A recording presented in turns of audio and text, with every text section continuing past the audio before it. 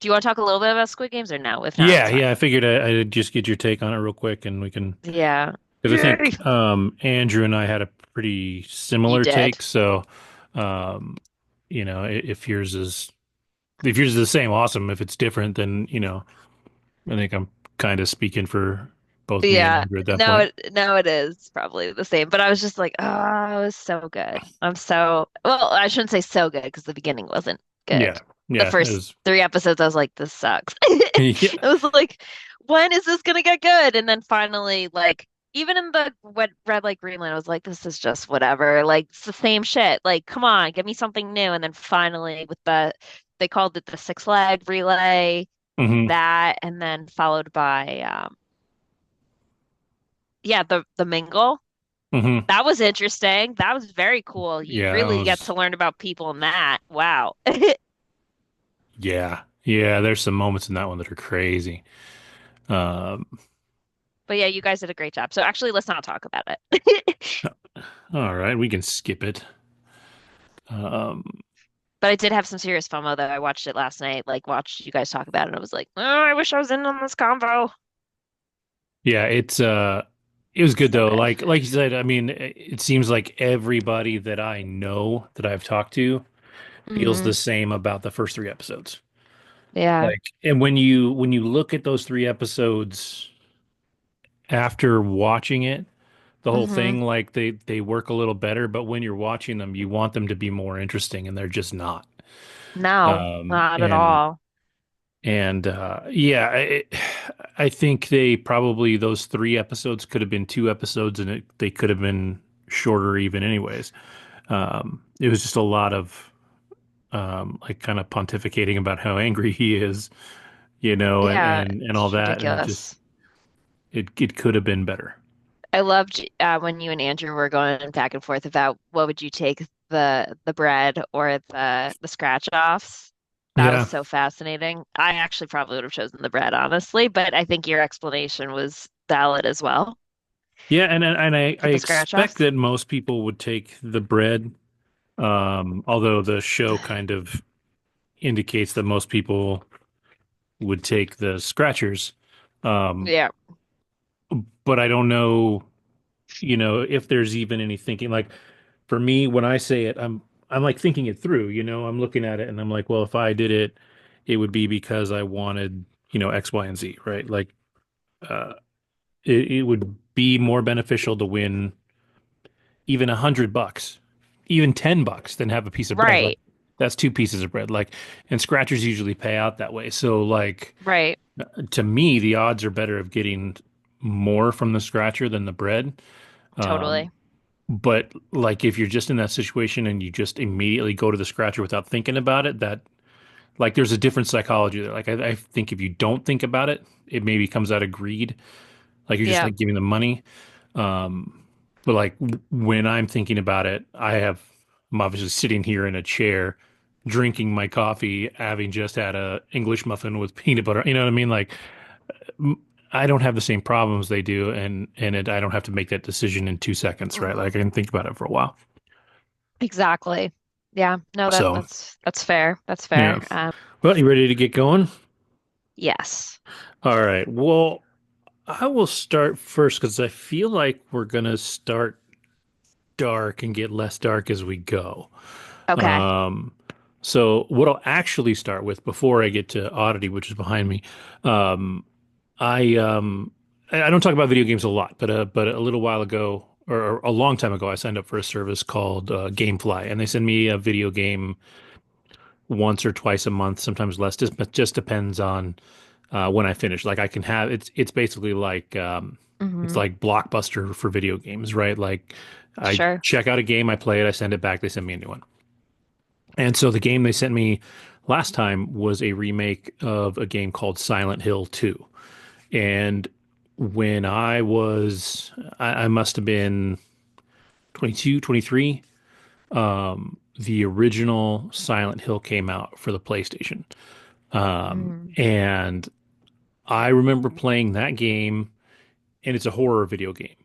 And it scared the living shit out of me. At 23 years, like, it was a scary, scary game. And like I remember I was at my girlfriend's house and she was living with her brother. And I told him, I was like, dude, you can't leave. I was like, I can't play this by myself. And so I played that one and I never played any more of the games. And they've made a bunch of them since then. And so I finished that game. I finished Silent Hill 2, the remake of it, and it was fantastic. Like it was great.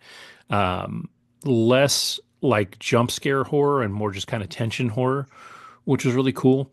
And I'm not going to review that game. I'll just say that it was really good. Like if you like horror games, I definitely recommend it. It's a thinker, like at the end, like it's got a good story to it. It's got some alternate endings, which kind of make the story, kind of mean one thing or another. So there's like reasons to replay it. Like there's a lot of really cool stuff about it. Because it's a modern game, it looks really good. The voice acting is really solid. So it's actually a really great game, especially like I said, if you're a horror fan. And Since then, I actually installed a PlayStation emulator on my computer, and I'm playing the first one again. And now it looks ridiculous. Like the graphics are so bad because they're 20 years old or more, and like they just don't look anywhere near as good as anything now.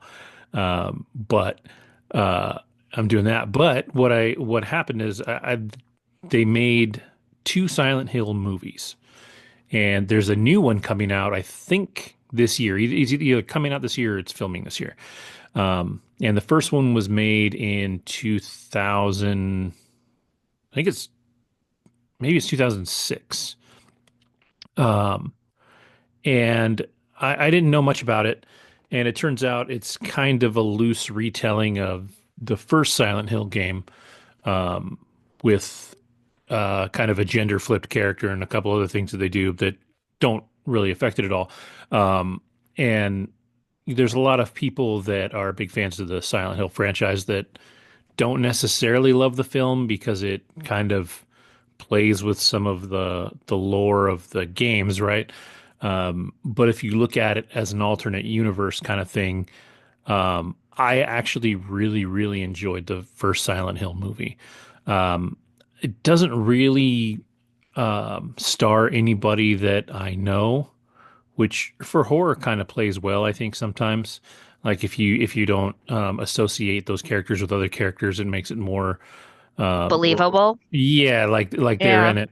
Um, and it's a darker movie, and so it's a little crazy. Like the whole point of Silent Hill, and this one is less of kind of the psychology that the video game Silent Hill 2 has. In that game, the gist of the story is this guy's been drawn back to the town because he got a letter from his wife asking him to come there, but the trick is that she passed away recently. So Right. like he's not sure what's going on. So he goes there, and it turns out the town is kind of like this supernatural, not purgatory, but like almost like a trial for him. Like he goes through all these things, and you fight a couple of monsters, and you go all through this, and then you find out at the end of the game that he killed his wife because she was sick, and so she was really sick. She was in pain. He was frustrated from having to take care of her, all that. And so like I said, the whole game is kind of this whole psychological trial that he's going through. And at the end of the game, like I said, there's multiple endings that you can take different ways, but it works really well. The film is definitely more of a straightforward horror film. You still have this thing where, in some parts of the day, the town looks like a normal rundown town. But then other times, like you hear these chimes and everything turns dark, and all of a sudden it's like almost like this hellish version of the town, and there's all this stuff, and you don't really get into like any kind of psychology. It's just there's bad people and there's monsters and stuff like that. Um, but it works. Like it's a decent horror film. One thing that I loved about it is one of my favorite TV shows is called Dark Matter, and it's not the one that just came out on Apple TV. It's an older sci-fi one from a few years ago, and one of the characters is a young girl. She was on that one. I think she was like 19 when she was on that, but her name is Jodelle Ferland, and she was a little girl in Silent Hill. And so that was fun, like to see her because she was little, so you kind of don't associate her with the characters that I've seen her play since because she was so small. She was like 8 or 9.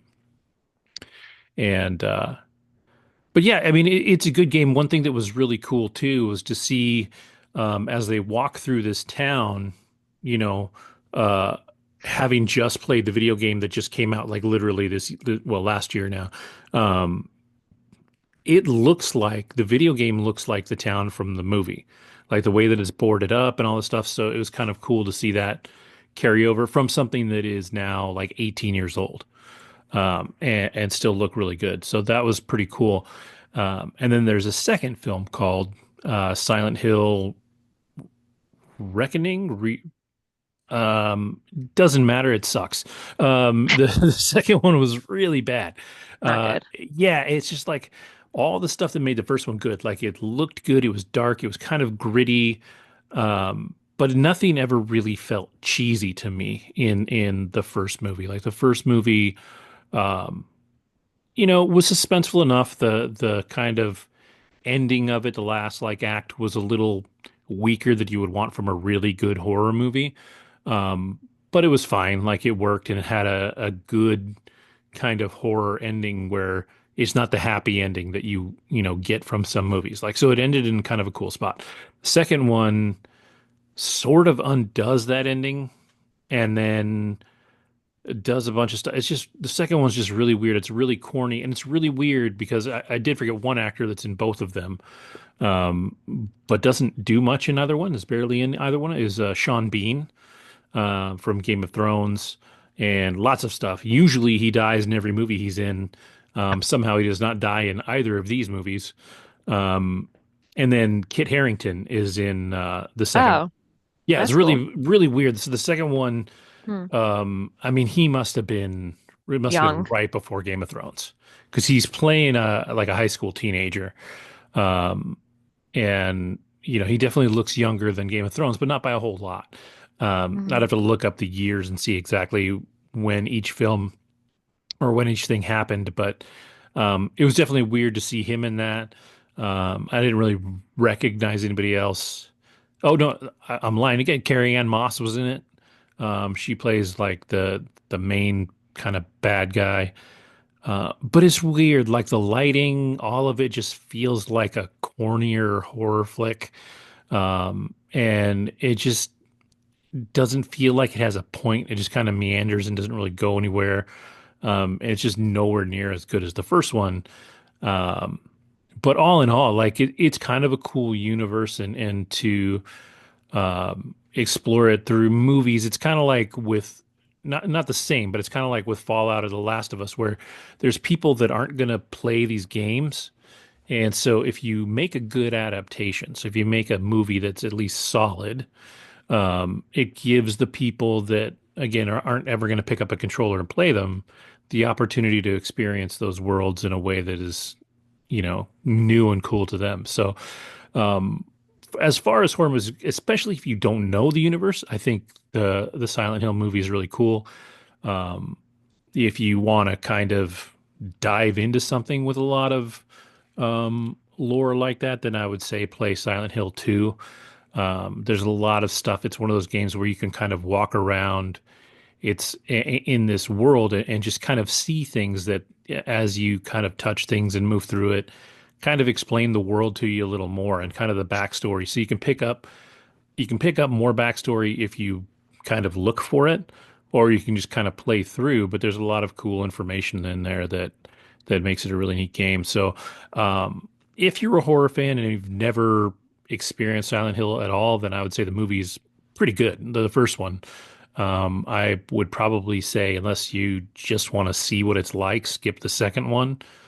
Um, and if you really want to dive in, then play Silent Hill 2 remake that came out last year, and then you can go nuts on, if you're an old school gamer and actually have your old PlayStation, you can play the old ones or get an emulator and play them, and just kind of dive in, because there's enough of the games that there's a big mythology behind them that's really cool, and interesting to dive into. So, if you're a horror fan, I definitely recommend those. So, I'd say give them a shot. Um, but with that, I think because we are talking about weird and dark stuff, why don't you talk about monsters? What was that on? Is that stream? Was that on Hulu? It was on Netflix, and Netflix. Okay. I just looked it up, and I didn't realize it's the second season of the anthology series. Monsters started, I guess, a year or two ago with the release of the Jeffrey Dahmer Oh, story, okay. and this is almost like the second s- season, but this focuses on the Menendez brothers. So I didn't realize that. I haven't watched the Jeffrey Dahmer story. I know a bunch of people did when it first came out, and it got a lot of Is that the attention. is that the Evan Peters one? Yeah, I Yeah. think Okay. so. Yeah, it came out on Netflix maybe a year or two ago, so this makes Yeah. sense. It gave me like very similar vibes based on the preview, so I completely recognize that now. But yeah, it's receiving some award buzz at this Hmm. point, or at least nomination buzz, right? Because we've got Golden Globes coming up this month. I think it's what's tomorrow or next weekend. And this is actually nominated, so I thought, why not watch it during the holidays? Great way to bring up my spirits and learn about a very important case of the 1990s. But this happened in 89 when they murdered, or 88 when they murdered their parents, A long the time two ago. brothers. Yeah. So I'm curious too if you recall anything, because you were probably maybe what, like middle school or no, maybe Yeah. younger. Yeah, I was either early middle school or late elementary school. I remember that it happened, uh, but at the Hmm. age that I was at, the only information that we ever got was that these two kids killed their parents, and that was like literally where it ended. You know, Right. we weren't in the internet age at the time, so like if you weren't watching the news or reading the newspaper, which I wasn't for the most part at that age, um, Yeah. you know, you don't get that information. So, yeah, it was definitely like I said, you knew two kids killed their parents, but you didn't know why, you didn't know any backstory, you didn't know anything like that. So, Sure. Yeah, they start off by having both Erik and Lyle. Lyle's the older brother, Eric's the younger brother, and showing them like the day of, or shall I say the evening of when they're shooting their parents, and how they go to a gun store, and how they use one of them uses a fake ID to get the rifles, and how they drive back and their parents are just sitting watching TV in the living room, and how they just storm in and shoot them both, at least like three, four, five times. And the father's face is practically like blown off to like at least one of his sides of his face is blown off, and then the mother like collapses on the floor. So yeah, it's not really, it's kind of gruesome. And then they get back in the car and they go to a movie theater and try to get into a movie, and like the movie's already like I guess a half hour or an hour in, so they're like, we can't really give you tickets with it being this late. So they're trying to figure out like almost like a cover story, like where should we go hmm. now? Let's go to a bar and pretend like we've been here for a while. And then they come back maybe like an hour or two later, and they find the parents and they make the phone call to 911, crying, someone shot my parents. And of course, the police show up, and that's kind of the start of it. And it shows them there are a couple of months where they don't know, and I mean they're not really questioned that much at the beginning, because it's like, oh, how horrible, these two young boys found their parents. And they kind of push, oh, it could have been the mob or the mafia. They were probably after my dad because he was a wealthy businessman. And they go through his story, the father, Mr. Menendez, and just everything that happened there. But Javier Bardem plays Jose Menendez, the father, and he's an immigrant that came from Cuba, and you see his story from, rags to riches, working in a kitchen, and how he's able to then learn and become a CEO of a big record company, and then how he's able to take on other business endeavors and how he meets his wife, Kitty. So yeah, it's definitely very fascinating, and you learn about this family, and they show how these two boys, young men. I mean, at that point, I think one is mid-college and the other one's like dropped out of college, but um, or got kicked out of college as you find out.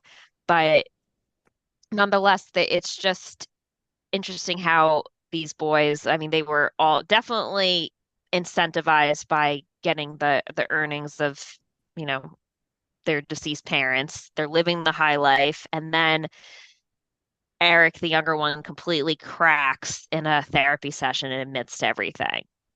And that's where it's like, oh shit, okay, cool. Well, this is where it starts. And then from there, they have this like very, you know, couple of scenes that are very tense with this therapist. And this therapist is like super shady too. He's like, I'm just going to record everything, but I'm not going to share it with everybody. It's like, what do Hmm. you mean you're just going to record these sessions, but not share it with everyone? On the recordings, I mean, he's asking some very, very direct questions. Why did you kill your parents? Do you have any regret? What caused you to kill your parents? And then you get to see just kind of what's been going on for the past couple of years behind closed doors. And as many people have heard or known, these two gentlemen allegedly were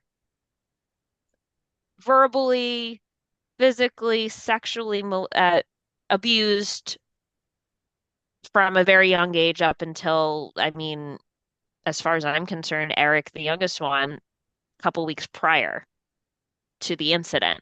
So it's pretty horrible. They don't actually show the sex scenes per se, but they go into very, you know,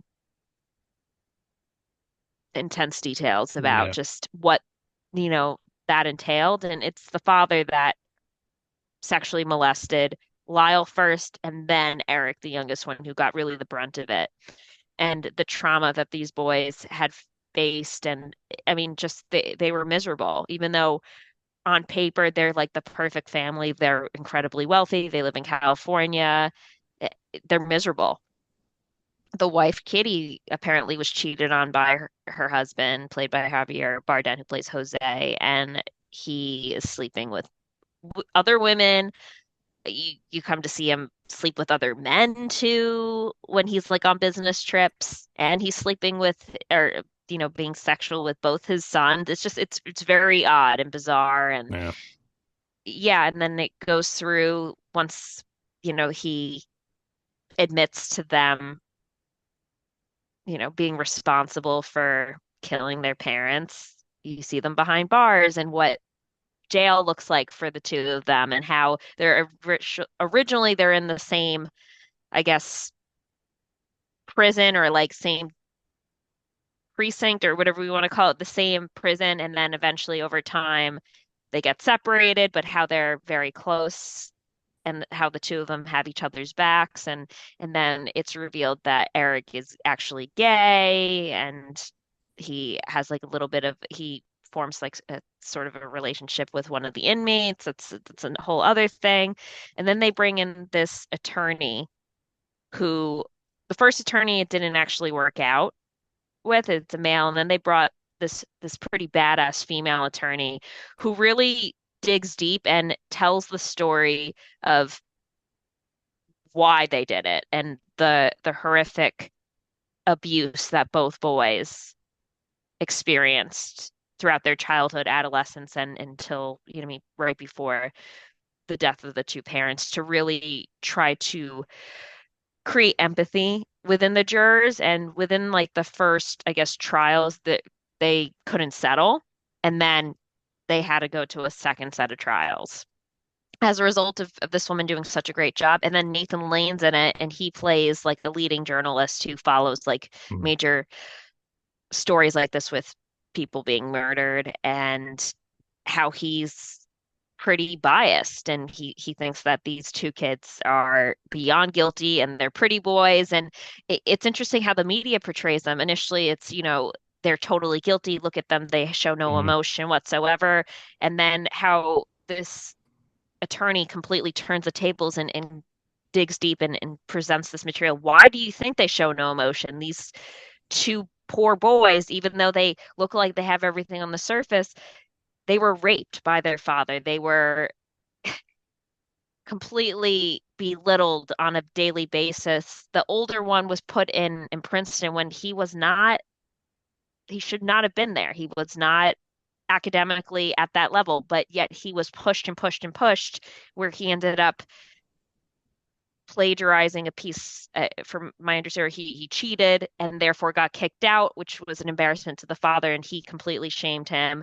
Oh, and then the worst part too is, and I don't, this is like, I guess, worldwide knowledge at this point, or at least public knowledge, right? Lyle started losing his hair in like mid-high school. The father said you cannot lose hair because people that do not have hair are not successful. So he then goes and takes him, I don't know, mid to end of high school to get a toupee like inserted and like created for him. And they show this scene like at the beginning where the mother gets so pissed off at Lyle, she rips his toupee off his head and he's completely bald, like on the whole crown of his head. And Erik, the younger brother, had no idea that his brother was bald. No idea. And it was like a secret just between the mother and father and how she embarrasses him and how the father said, you must have hair, otherwise you will not be successful, and just completely like having him, like forcing him at a young age to wear a toupee, which is That's crazy. yeah, that's wild. Yeah, so that apparently was like a big trigger when she did that for him to be like, oh, they're done. Yeah. Just like her ripping it off of his head. Where, like at the end of this whole thing, like where did they end up? Like, are they still in prison? Are they out of Yep, they're prison? they're still in prison. Apparently, they're I don't want to say up for parole, but it's definitely there's a chance that they might get out in 2025. I It's mean, being yeah, reviewed. because it's been 20 35 plus years, years. or yeah, 30 something years. You're right. Yeah. Yeah. But the second trial, they were found guilty.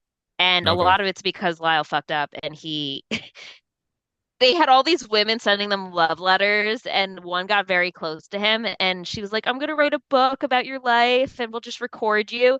And he ends up recording and telling her some really bad stuff and stuff that makes them look guilty. And kind of jokes. He's like, I would have done it again, and all these other things like that made them look even more sinister and just more than just the sexual abuse stuff, but played into, oh, we got rid of them, thank God. And those that woman played him and ended up releasing those tapes. And at that point, they were fucked and Yeah. they were thrown in jail by the second trial. So everything that the attorney undid from the beginning they were screwed. And honestly, I think these two boys were like very cocky and they're like, we have all of our parents' money. And I think honestly, so this documentary really focuses on more of them like being innocent and them being victims, which I'm not going to say that was not the case because there definitely was something because no sane person goes and kills their parents. There had to be some form of abuse going on. Yeah. You'd imagine so. However, I don't think these two, I don't think, I know these two were not angels. They show at some point, like prior, like a few months prior to them killing their parents, both boys were breaking into homes of wealthy mansions in their area in California, and then they had to move. They got arrested and caught, and Javier Bardem, I'm sorry, Jose um, Menendez kept on saying, you can cheat and lie and all these things, but when you get caught, that's when you fuck up. Like basically saying like you can do all these things, but don't get caught. Yeah. Yeah. It's really So def interesting. Yeah. I'd be really curious to read like, because one of the things that I've seen is that they've taken a little heat on this show for um, playing a little fast and loose with the facts. yeah. And I'd be really curious to see what the real differences are. Hmm. Because I think part of it, I know just knowing how people are online these days. Like some people are just bitching about it to bitch about it, right? Like, so like some people may not like what they saw, but that may not make it not true. So, like, I'd be really Right. curious to see like what percentage of it was true, what's a little over sensationalized. Um, Right. Because it and definitely is on both sides, no question. Like, there's Mhm. no way that these two boys, like, of course, there was definitely some abuse that there had to be some abuse that Yeah, came about. People just don't go and kill their parents. They yeah, don't. yeah, However, to what extent, right? They wanted that money. They wanted to live a prosperous life and to I mean, Erik cracked in therapy. That's how it started. He cracked in therapy. Oh, and this therapist is such a moron. He's just so bad at his job. Oh, I'm going to protect your privacy and meanwhile record everything and then kind of hold this over their head. And he also is a married man that has a woman on the side who he tells her everything that's going on. And then when he doesn't leave his wife, the woman on the side is the one that rats the two Menendez brothers out and goes to like the sheriff or investigator of this case.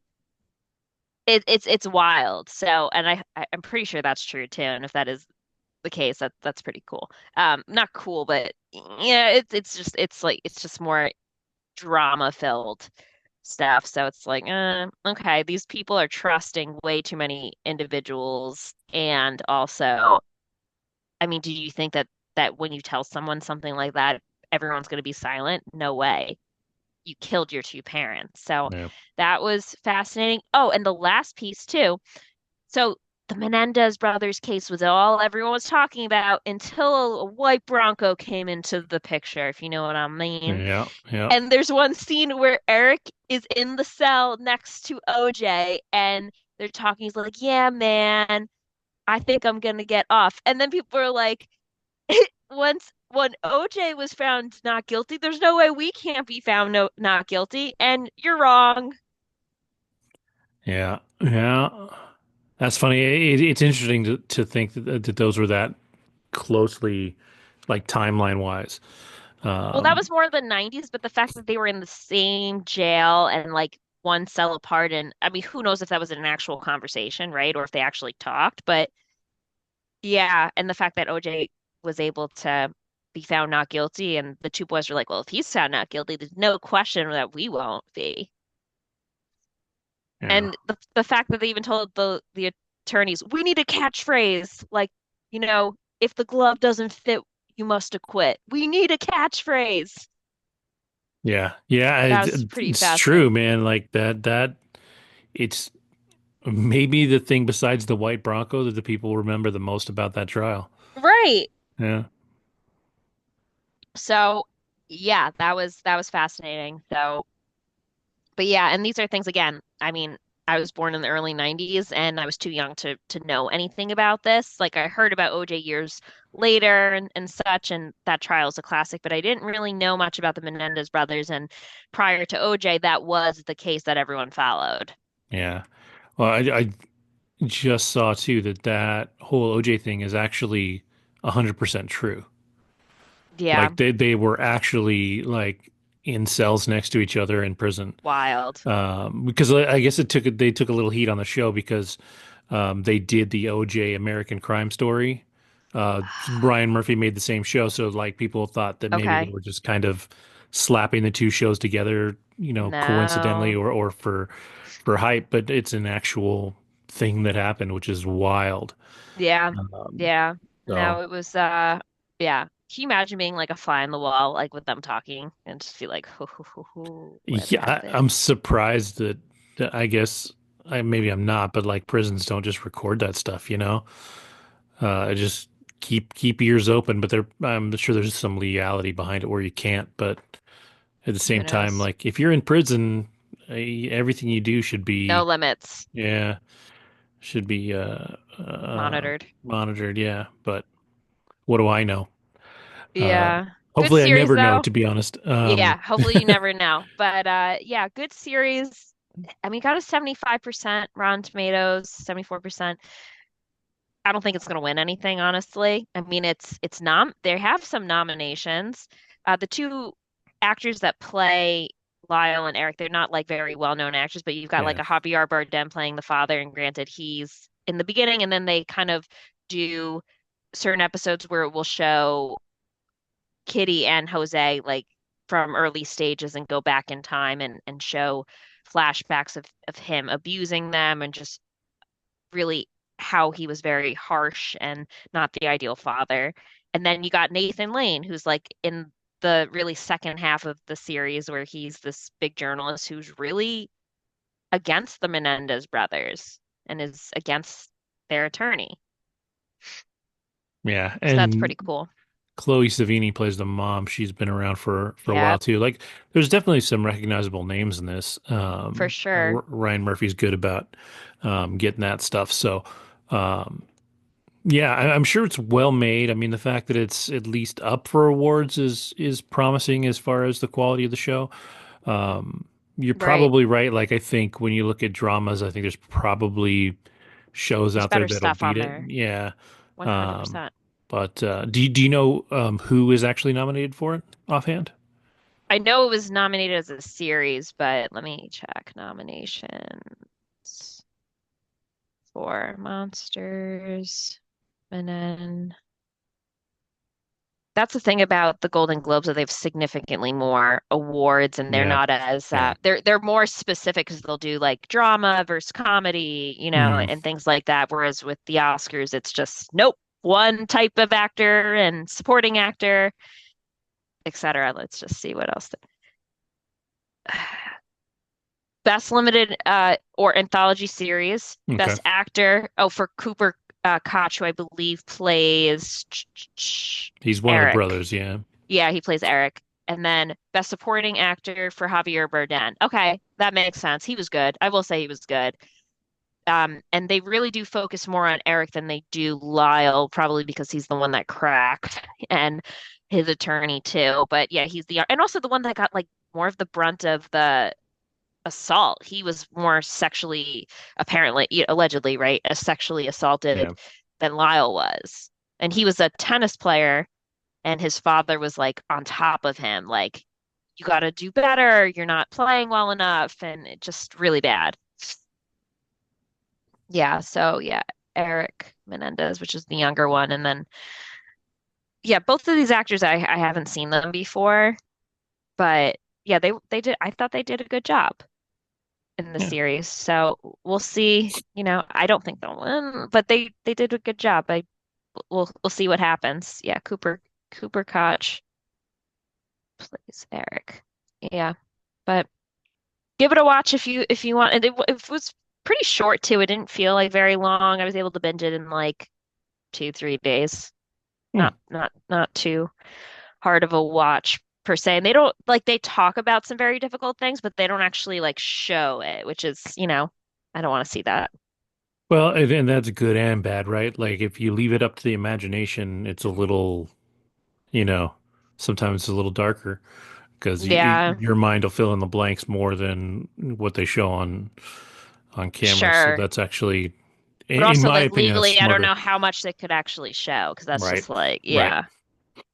So, all right, Especially cool. like you're not going to show that stuff when they're kids, right? Like Yeah. obviously Yeah. not. Yeah, you You can't. can't So, even, yeah, you can't even, like, no. yeah, it'd be a hard thing to do respectfully in any kind of way. No, but Um, it's definitely you feel things when you feel a lot of just empathy for this person, more so Eric. 'Cause, like you hear from Lyle because they show Lyle speaking to the attorneys about like his side of things, and they t show Eric talking about his side of things, and there's no question Eric got like the brunt of it for sure. With Lyle, it started with him because he was the older brother, but I mean the toupee scene that was something else that was really rough, where his mother just rips it off his head, and you're just like, shoot. yeah. And Eric had no idea. His own brother didn't know that his brother was wearing a toupee for a number of years at that point. But it's just super embarrassing. And yeah, these two boys, I think, reached a boiling point. And yeah, so go watch it. It's fascinating, especially if you're into like crime dramas and stuff, or just Yeah. a real story. Which is for me, it's more just like the trial itself was fascinating to watch and how they portrayed it. So, Yeah. yeah. All right. Cool. Well, then I will go with the last like dark thing we've got, and then we'll hopefully move towards happier things. Yay. Um, so 2024, there's if you find lists of horror movies that came out last year, there's a ton of horror movies that came out last year. The one that seems to be at the top of a lot of lists is the one behind me. It's called Oddity.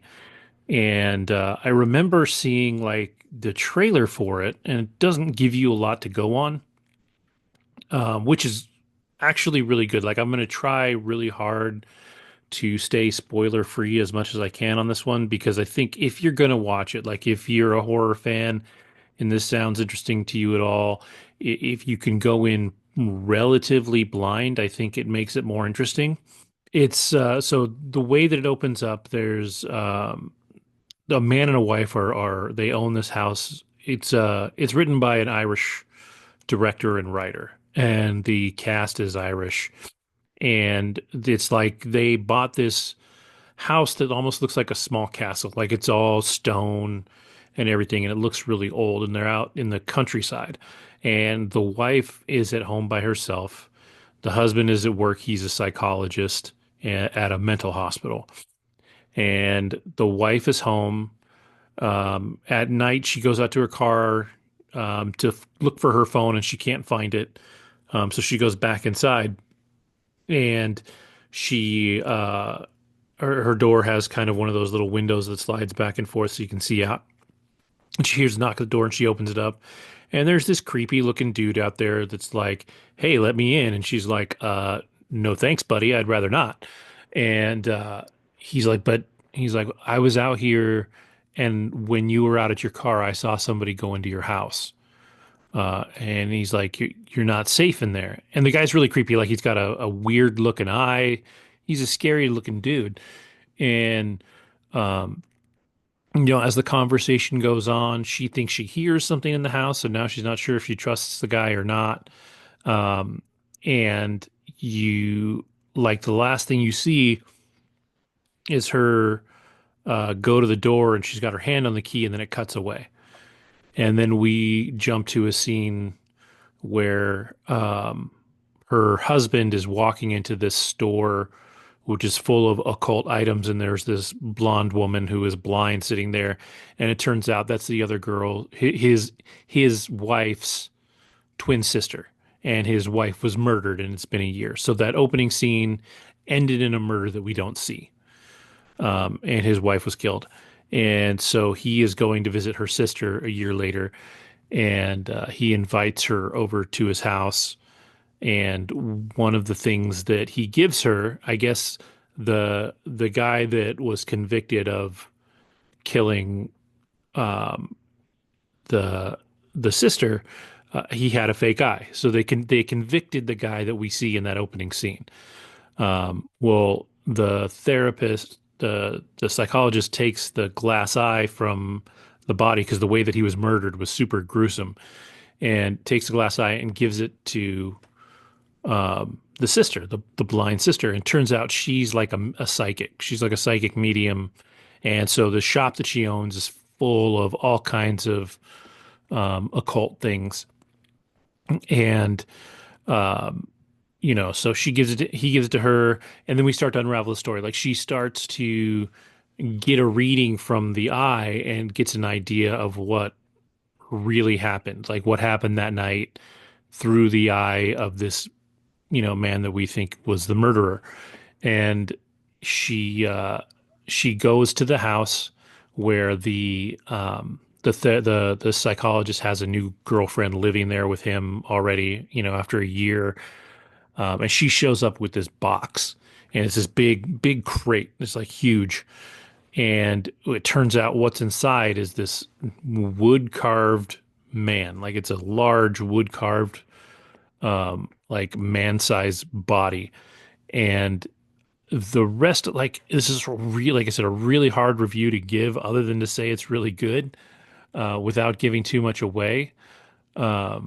But as she stays at the house, she ends up staying in the house just with the girlfriend alone. Like the husband goes back off to work, and a series of really bizarre things start happening, and it just gets creepier and creepier. Like there's only like as far as jump scares go, there's only like two or three. Like it's definitely a more psychological horror. It's definitely supernatural, like 100%. This is a supernatural horror film, but like the way that you feel the horror is definitely more psychological. Like you're not dealing with a ton of jump scares or anything like that. Like there's things that are weird that are happening that you see and you feel, and you hear and you go through them, and it's really well done because it's not over the top and because a lot of things that are happening feel like they're kind of just out of eyesight or just out of earshot or whatever. Um, it doesn't have a huge special effects budget either. So in that regard, it's really good too. So it feels very realistic, even though, like I said, it's supernatural. Nobody, like I don't recognize any of the actors in this. The husband or the psychologist almost looks familiar, but I don't think I've seen him before. I definitely haven't heard of the director, but this like while probably not as eerie as something like Longlegs, which for me was probably my favorite horror movie of last year. This is up there. Like on Rotten Tomatoes, it's like a 97% from the critics. I think it's only a 77 from the audience, so it's a little lower. And I think that comes out of there being a little bit of predictability to it as you start to move towards the end. Like as you watching start to unravel what's happening, um, it definitely ends in kind of a predictable spot. But I think that's okay because it's well done. Um, and so like that didn't bother me as much, but I can see how somebody would watch it and then would just say, "Well, I figured it out, so I don't care." So for me, that's where the probably the lower ratings came from the audience versus the critics. Um, but like I said, it's really well made. The acting is really, really solid. It's got a super tight cast. So you've got the girl that plays, both the girl that gets murdered and then her twin sister. You have the new girlfriend, you have the therapist, and then you have the guy that was in the opening scene. You have another guy that works at the hospital, maybe two other characters that are in there a little bit, but most of the screen time is between um, the twin sister and the girlfriend, and then the husband is in there too. And like I said, it's really good to go in blind. I don't think it's the most terrifying movie ever. It definitely because of the atmosphere, right? So it's because it's in this house that is out in the middle of the countryside that was an old stone house. Like the electrical isn't good, so everything's kind of dark. Everything is, in the shadows and all that, and that plays really well for it too. So if you watch it home alone in the dark, or if you saw it in a theater or something, I think that would definitely make it a little scarier. I watched it home alone with a single light on, and all my dogs around me. But like horror still doesn't quite get to me as much as it does, as much as it used to. But this one's good. Like it definitely has a good creepiness factor. It's got a story that's worth kind of digging into and getting lost in because it is interesting. Like it takes some turns and there's a story to unravel there. Like it's not just a straightforward horror film where there's a monster chasing you or you're trying to get away from a monster and you're dealing with that, right? Like it's smart for sure. And I think I would definitely recommend it to again anybody that likes horror. Where I talked about Silent Hill earlier, and I was like, yeah, that one's fun or whatever. This one's good. Like this is a good, smart horror film, um, and I think it's really worth the watch. And even if you're kind of one of those on the bubble horror people, it's not overly graphic. There's maybe two scenes that if you have a weaker stomach might be a little much. Like there's a scene where there's both of them are bodies that are already on the ground. Like, so you don't see like somebody get hacked up or anything like that. There's just a body and a couple, like two scenes with a body that are a little much, but they go quick. So if you can handle that, I would say if you've ever seen like Seven or anything like that, like I think it's probably less gory than even that. And it's really good. Like I'm really excited to see where this guy goes as a director. I don't know what he's got lined up for himself next. But I do know he wrote it, so he's the writer and the director. And I think what makes this one really special, and like I said, I can't really say because I don't want to give it away, but it definitely has a different take on the whole, um, ghost and I guess haunting perspective. Like it's different than anything that I can recall seeing. So it's really cool in that regard. So um, I would, like I said, I would this one I would 100% recommend to anybody that likes horror or likes suspense. Um, it'll creep you out. Like it's really solid. There's definitely a few moments where some characters do some things and you're like, you shouldn't do that. Like, don't do that thing. Don't go upstairs. Don't do, X, Y, and Z. And um, it's it's really solid. So I definitely recommend it. I know it's on Shutter. I don't know if you can buy it or rent it on Apple or anything like that. I think you can. Um, but if I feel like if you have Shudder, you probably already watched it because Shudder is just like horror Netflix, right? There's so many horror movies on there. But this one is really good. And if it's on Apple and you want to rent it or Amazon or whatever and you want to rent it, I recommend it for sure. Like it's worth the $4 or $5 or whatever it would cost to rent it. And if you've got the guts to do it, I would definitely say watch it in the dark because that helps the atmosphere of it. So yeah. Yeah, it So sounds a little too scary for me. yeah, Ooh, no thanks. it's cool though. Like It sounds I like would it was well done though, it which really is it really is. And like I said, it's it had to be low budget. Like you watch it and they definitely didn't like splurge on a bunch of crazy special effects or anything like that. And again, a sure. tight cast and mostly a singular location. Right. Like the budget was probably really low, and I think they did a lot of good with very What they little had. money. Yeah, so it's really solid and cool. And at the same time, like I was looking at their little castle house, and I was like, I kind of want to live there, like I don't know yeah, about that, Kevin. yeah. So uh, it's cool. Oh It's, man. it's really cool, and it has a fun little twist at the very very end Oh, that I think again was one of those things that by the time it happened, it was really predictable. Like you okay. knew exactly what's going to happen in the last frame, but it was still fun. And so that was Cool. neat too. So Nice. yeah. All right. Well, now we can start to get to things that are at least not horror. I don't Yeah, not know. horror or murdering people. Yeah. So you watched A Complete Unknown, which is in the theaters right now, right? It's in theaters now. And it's Timothy Chalamet as Yeah, Bob Dylan. that is correct. All right. He strikes again. For all those Timothy Chalamet uh lovers. Yeah.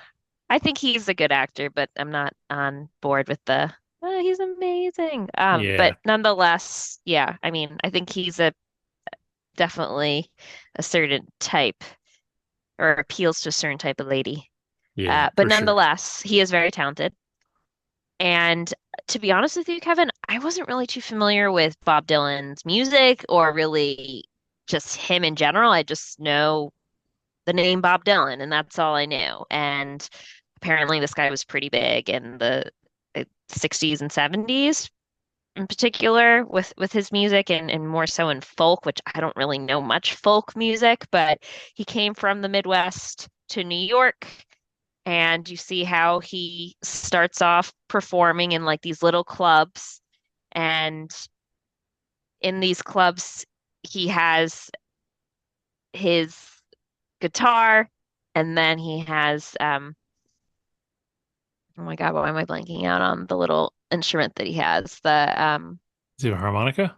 yes, thank you. The harmonica kind of like attached to like a little headpiece and just how he is very naturally creative and how he appeals to like a wide audience like pretty quickly too, and how his music is really just something that he is so passionate about and how he writes all his own songs. And then you meet Joan Baez, who he, I believe, sings with at festivals and writes songs with. So, and they show both him and the actress that plays Joan Baez throughout the film, and how even though they weren't like officially dating, they were like hooking up, and he is also dating this other character who is played by um, Elle Fanning, Dakota Fanning's younger Hmm. sister, and that's like Yeah, his that's right. his his his girlfriend Sylvie,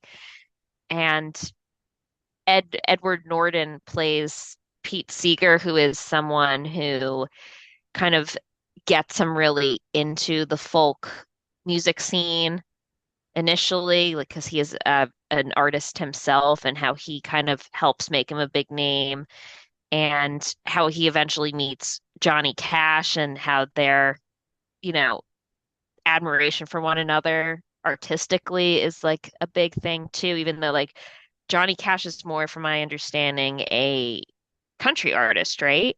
Than folk per se. But I Uh, guess they no.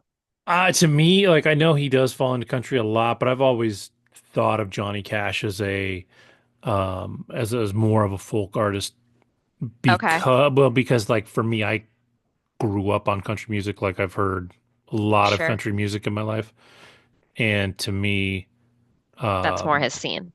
yeah, well, to me, folk is more like Ring of Fire, Hmm. Hurt. Those songs don't feel like country to me. They feel like folk. Um, but he was in an era where I think he comfortably fell into both. Like weirdly, he was like the Taylor Swift of his time, right? Like you could put him in Yeah. either genre and it worked. Right. And they showed like he was like the big name at that time. And Mhm. when he was just getting started out, Bob Dylan, how they were writing to each other, and how Johnny Cash was like, "You're good, kid. Like I look forward to meeting you someday." And then finally they meet, and the folk festival is, or at least was, held in Newport, Rhode Island. So they show that twice, and how his fan base just kept on getting larger and larger. And then over time, he started sort of like Taylor Swift going outside of his genre of music, Bob Dylan, and how initially people weren't taking to it. They're like, no, you're a folk artist, stick to your folk artist work. And he got, he transitioned from a regular guitar to an electric guitar, and that made people feel a certain way, like this is not you. And he's, pretty determined to reinvent himself and push barriers, and he's clearly successfully did it because people are still listening to his music.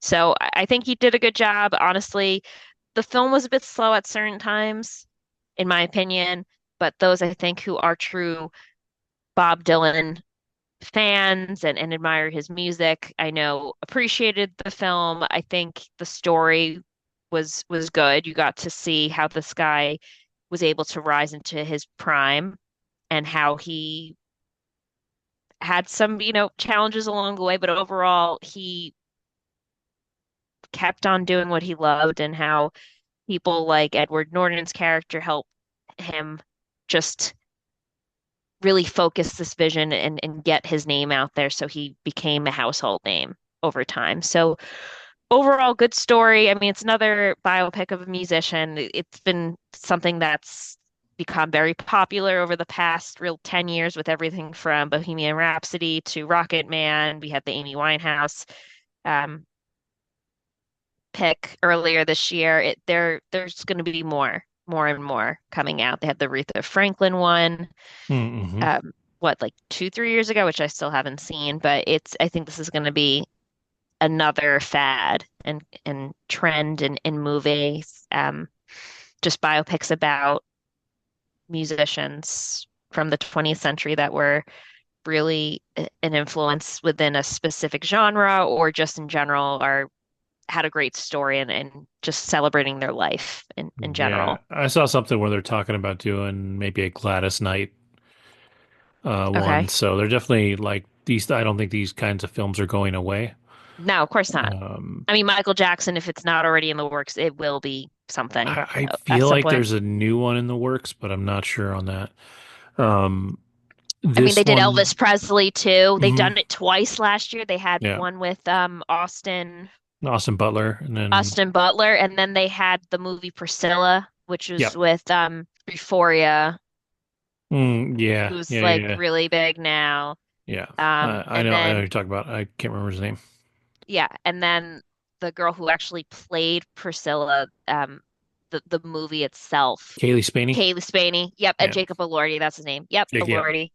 Yeah, like it's coming up everywhere. They had Walk the Line yep. a couple of years ago, and actually that I believe it's the same director as this film Hmm, too, hmm. Yeah, that's interesting. which makes And sense. this one, and I'd have to look at some of the other ones. I think Walk the Line was maybe universally maybe a little more popular, but this is one of those ones where because it's about a real person, it's a true story. The critics I feel like are harder on it because it's 79% from the critics, but the audiences are like 96%. Right. So Which is like, weird because some of them it's the opposite. It's higher as for yeah, the audience than yeah.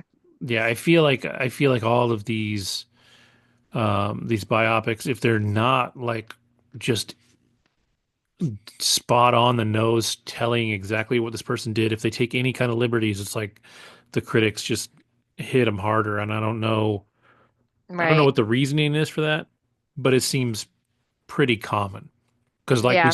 we saw with the Amy Winehouse one, like that one got slammed by the critics, but the It audiences did. generally liked it. And so it's really weird. It is weird because I mean it told her story and I think they just didn't like I mean she had a very dark life. It's real. This woman was on drugs and she was drunk a lot of the time. She was incredibly angry and had a lot of mental health issues and the woman that played her portrayed that in a way where, it was believable. So I don't know if people were like, "Oh, you're really just putting her down and making her look bad." And the other thing too, and I don't know if Andrew mentioned this, did you mention this? But I think they really need to release more biopics about females in general and just women within the music industry. I mean, look at Judy Garland. They had the Hmm. Judy Garland one that was played by Renee Zellweger and Yeah, just the mess of a life she had. yeah, I think, a lot of the times women are probably not portrayed well, but also like look at the shit that they're given on like the platter here with especially even years ago before like the Me Too movement and just I mean Judy Garland was told she was fat and yeah, had to like stay skinny and just like they put her through so much yeah, mental abuse. yeah, So, and I mean Amy Winehouse had a lot too. I mean Bob Dylan didn't seem to have like I mean like, he slept around with like different women. Like I don't know, he didn't have like from what I could see like a major drug problem or I mean, it was just a young guy who became famous. There wasn't too much like that I saw that was like controversial from the movie, honestly. hmm. Other than, oh, he tried to mix it up with his music. Hey, Very different. maybe that's some of the hit from the critics too. Is just that like if you're gonna tell a story about somebody, it's got to have some spice, and if it doesn't have that spice, then maybe it's less interesting than it could be. Even if you didn't actually, go through something, like throw in a little extra flair for fun. I don't know. Yeah, Um, I also didn't know much about him to be like, oh, that's wrong, or I don't know about enough about this artist, truly. yeah, yeah. I admittedly don't know a lot of his music. Like I know that he's out there. I know if I heard, that's the other thing too. Like I know if I heard Bob Dylan sing, I would know it was Bob Dylan. Like funny enough, I know his voice. Right. I just don't know any. of his songs off the top of my head. So, that Yeah. And a lot of the critics who are big Bob Dylan fans, they said that Timothy Chalamet like nailed it, like his singing voice too. He did a good job. So kudos to him. I don't know if he's won anything yet, but he's definitely been nominated. He's gonna win an Oscar eventually. This kid is just, I yeah, call him a kid, he's but all over the place. he's all over the place. He's super talented, and he's giving. I mean, he's in Dune. He's in. I mean, the first thing I saw him was Call Me by Your Name. He was in Wonka last year. He is in everything, and Yeah. He's gonna continue getting, more work and more range. And I mean, like the running joke is he's going to be playing Luigi Mangione when Right. that comes out. It's like Right. that's actually believable because with the eyebrows and stuff, he's got the look. Yep. Can you imagine, like in the next 2 years that comes out? I'm like, yep, that's his first Oscar. There we go. Yeah. Yeah. So it's just a matter of time when he like gets that Oscar worthy role Yeah. Yeah. And he is, I mean, he is genuinely talented. Like for I'm sure. not like the guy that's going to go see a movie because Timothy Chalamet's in it. Like I'm not that person. But I can Same. respect the work that he's doing. Like everything that I see, like I know he's Hmm. talented. Um, he he seems like he's not a doesn't seem to be a bad guy. He definitely thinks very highly of himself, I think. But to be fair, like he's backing that up, so like I can't really blame him for that. Yeah. And and so yeah, I haven't heard anything genuinely bad about him. So I uh, have, but I'm not going to say it on this podcast out of respect for our viewers. yeah, so um, yeah, he's young, so We'll say, maybe he needs to get knocked down a peg too, yeah, at some point. But right now, like he's not missing. Like yeah. he's hitting pretty hard, so good for him, I guess. I'm jealous. Yeah, I mean, it was one of those like end of year movies where I'm like, it may get nominated for stuff, but I also don't think it's gonna win. And like, it just wasn't one of those biopics where I was like, wow, I am completely amazed by it. Like with Bohemian Rhapsody. That was like the Right. biopic, I think, I don't want to say of the decade, but it definitely was up there for sure. I just feel like when you talk about Queen and Freddie Mercury, that's a more interesting and exciting story than It what it really sounds like Bob is. Dylan's is. And this is like a good actor doing a good job playing a guy whose Hmm. story is fine, but isn't like gonna blow your socks off, you know? Yeah, Johnny Cash worked because Johnny Cash was troubled, he had Right. problems. So yeah, that makes sense. If his life was relatively smooth and happy, it's hard to make a really exciting movie out of that. I think kind of Andrew talked about it with something else a couple weeks ago, where you need a villain, you need something that whether that's for Amy Winehouse that's drugs or family, whatever. You need Right. something to really antagonize the person, and if it's just about how he fell in love with Elle Fanny's character and how Johnny Cash helped him out and all this stuff. You're just like, cool. Well, that's nice that you had a nice life. Well, that's kind of how I Um, felt. I was like, yeah, all right, where's the the drama, right? Like, yeah, not that there has to be drama, but it was like, okay, great, but also I don't like it for people that really appreciate this mu his music, they probably, I mean, and from what I'm seeing from the reviews, they're like, oh, he did such a great job at portraying him and his music and his musical journey to getting to where he was at his prime. I also don't think I was like the best viewer for it too, to be honest yeah. with you. It was more just like, all right, I guess I'll see this. I saw it on Christmas Eve with two other women that are Jewish because that's what Jews do. And Makes I sense. was It's like, all right, we'll see not really this. your day, right? Like, Not real. It's not my day. We'll watch a biopic about another Jew. there you go. Robert Zimmerman. Yeah.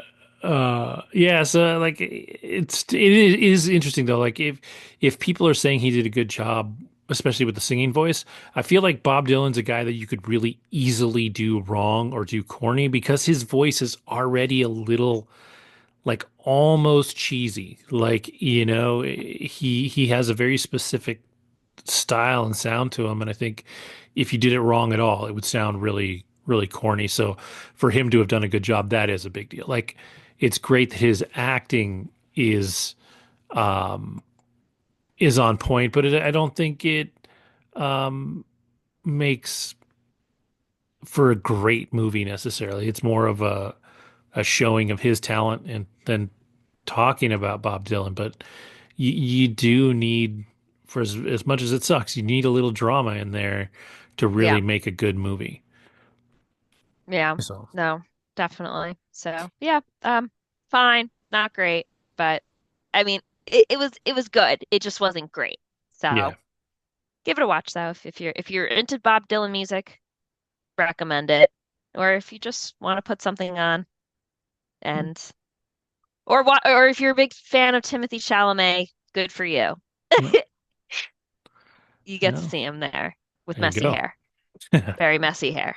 Yeah, yeah, that is definitely a Dylan look too. Look, yeah, he nailed that hair. Yeah. Bedhead every day. Yeah, So, exactly. all right. Well, cool. Well, I'll close this out with just really quick because Andrew and I talked about it a little while ago, or I talked about it and Andrew talked about Creature Commandos, but Skeleton Crew on Disney Plus, which is the Disney Star Wars kind of kids adventure show.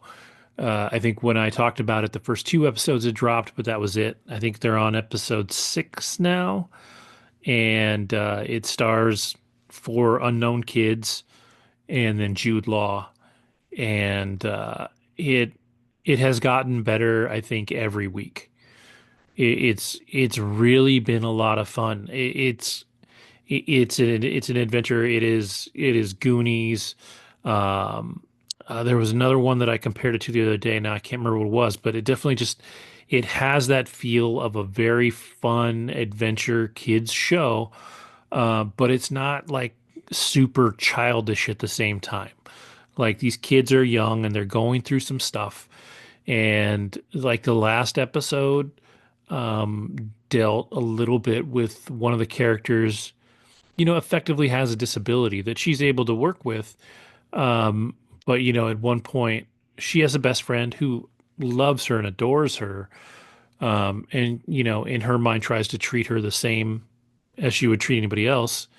And the girl that has, the disability, she breaks down at one point. And she's like, she never, because she always treats me like I don't have an issue. She doesn't actually like look out for my issue, and she doesn't mean it in a bad way. She's like sometimes she feels bad because she can't keep up because her friend is trying to treat her like she doesn't have a problem, right? Instead of trying to adapt. And it's not a bad thing. It's just you don't always know how to deal with those things. So there's some really kind of poignant topics brought up in there. Uh, and again, it's just an adventure. Like it's a pirate story. Like the Jude Law's character is a pirate. Um, I think you said last time that their little droid ship's captain's mate is SM-33, which is Smee from Peter Pan and all that. And yeah, it really is fun. Like they're trying to get, so these kids accidentally get in the ship and jump far away from home. They don't know how to get back.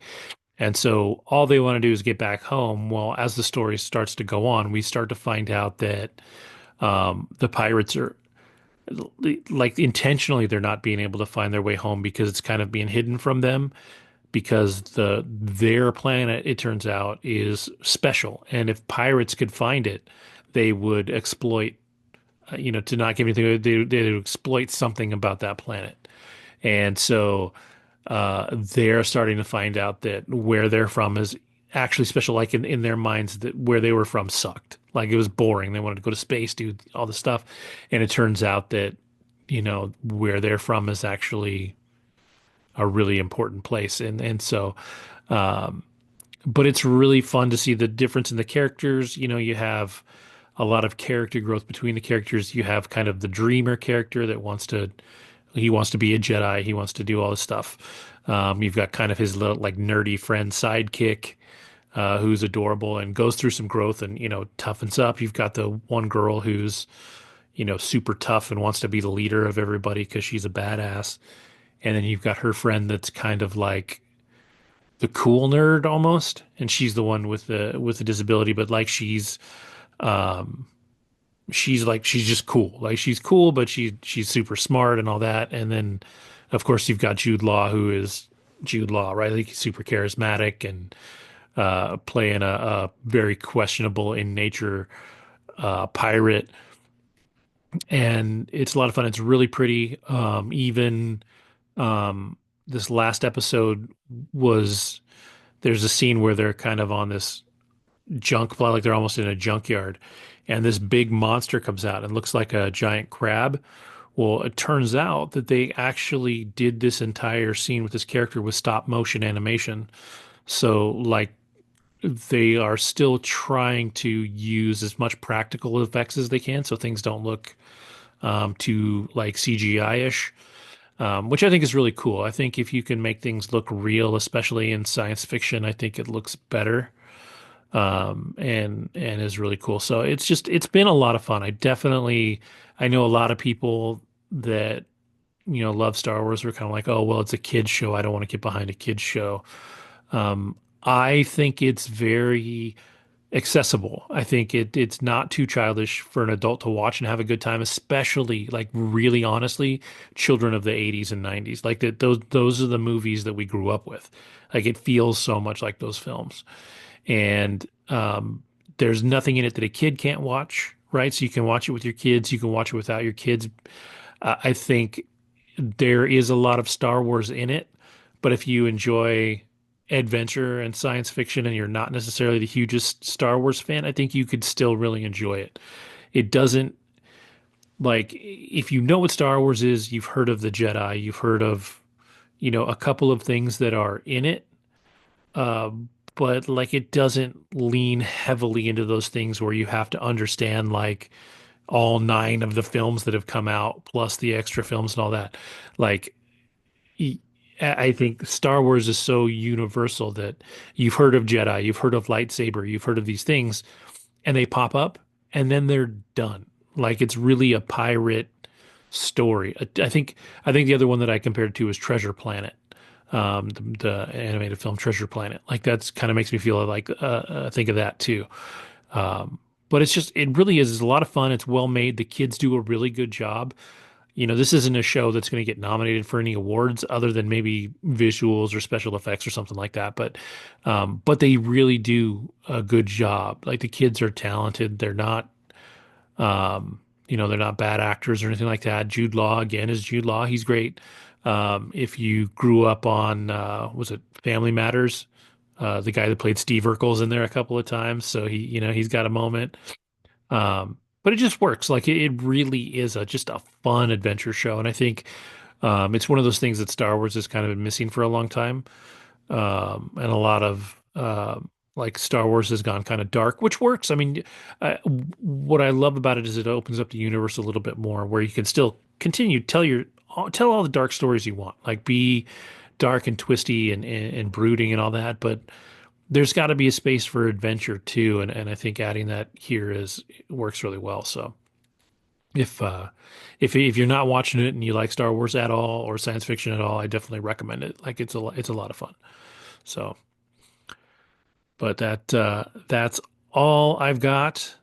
Do you got anything else? Nope. I think we No, covered quite a bit. we did good for. I felt like I didn't have much, and I ended up talking about a little bit in there, so that's good. And then I'm more interested in monsters than I think I was ever before. Like I was pretty adamant that I wasn't going to watch it, but now I'm kind of curious, especially from the courtroom drama side of it. I think that's stuff's always kind of fascinating. Definitely. Yeah. Um, Now I'm like, maybe I should watch Dahmer.